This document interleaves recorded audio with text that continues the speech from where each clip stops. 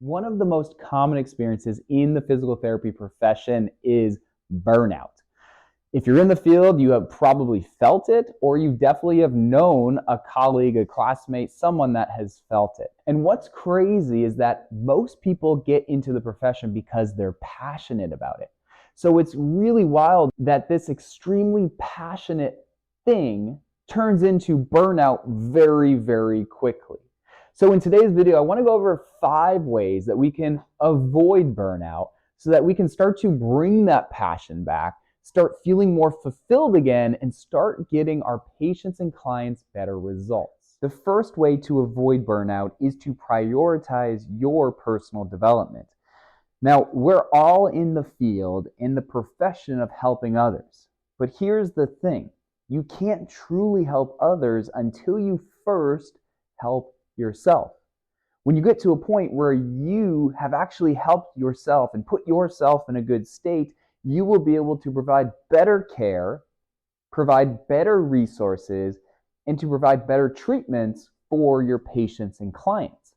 And I think a great example of this is if you think about when you're on an airplane, when they're going over emergency protocols, when they say if your mask of oxygen were to come down, how do they word it? Do they tell you to put it on others and then yourself? Or do they tell you to put it on yourself first so then you can assist others? They tell you to put your mask on first so then you can assist others. You can then be of value to be a resource and help for others because you're in a good state. You're getting that oxygen. So now you can go help others. And in the physical therapy world, it's the same way. If we're not prioritizing our personal development, it becomes really hard to provide true, valuable care to others. So you can do this in any way that is beneficial to you. There's not a one-size-fits-all.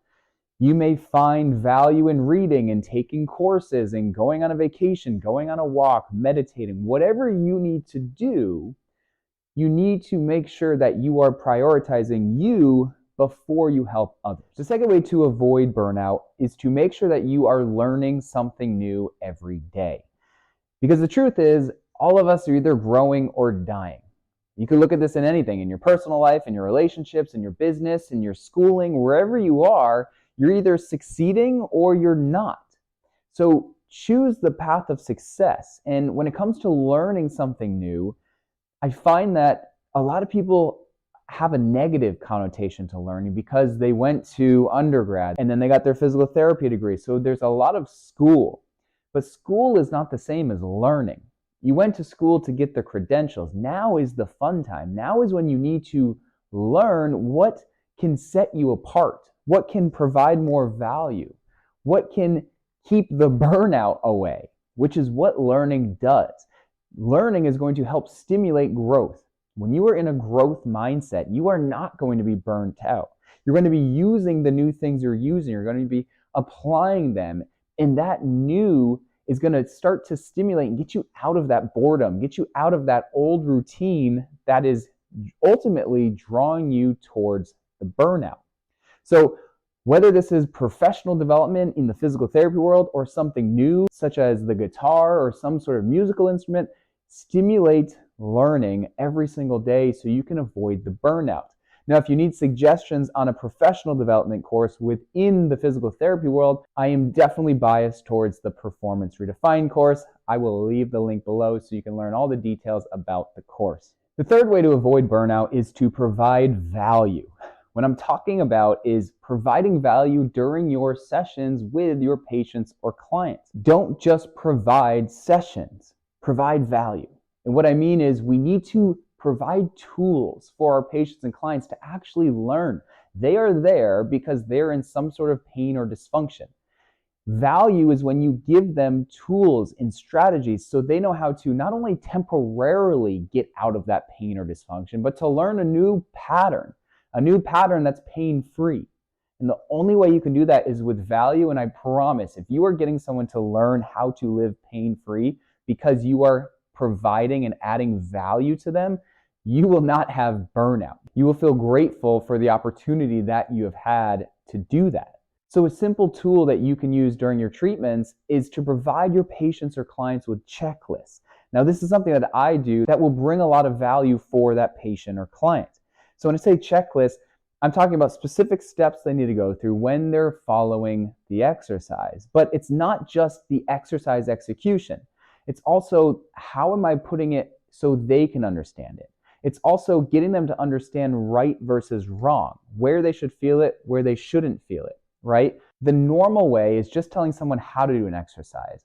The value way is by getting them all of those extra steps, knowing right versus wrong, understanding the trajectory of motion, understanding what should be moving when, understanding how the body should be aligned. All these things are going to add up and bring more value. And it's not a hard thing to do, it just takes a little bit more effort. So to really make sure we avoid burnout, stop providing treatments and start providing value. The fourth and fifth way to avoid burnout really come as a pair. And the first one is to start treating patients and stop treating conditions. And the fifth one is stop giving everyone the same exercises. These two things are a sure, fast lane way to achieve a burnout sensation. This creates monotonous actions day in and day out. And this is typically what happens in the physical therapy world.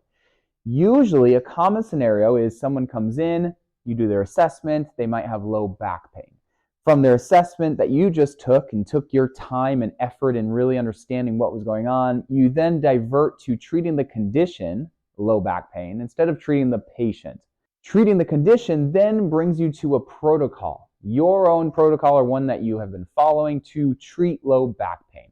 What happens here? The same exercises. So that means patient A, B, and C that had low back pain all got the same exercises. This is what happens when we just treat conditions and not the specific dysfunctions of the patient. And like I said, this is going to lead down a very monotonous day, weeks, months, years, and career. Because then we just tend to do this with everyone. Our shoulder pain patients are now a condition that follow a protocol that have the same exercises. Our knee pain patients, we treat the condition, which then follows a protocol, which gives them the same exercises. And everything just becomes boring. There's no fire to it. There's no understanding the why. And ultimately, we're not going to get that patient truly good long-term results, which adds to our burnout feeling. So to really fix that, we need to start taking our patient from that assessment and seeing how did their specific limitations need to be addressed. What modifications or exercises do they need, but not every single other patient. So carry your assessment forward. When you carry your assessment forward, you will know exactly which exercises you need to prescribe, and it's going to be in a very specific way for that specific patient. This is going to break up that monotony and also get that patient or client long-term results. Both of these things coupled together are going to help you avoid burnout and give you more of a fulfilled feeling.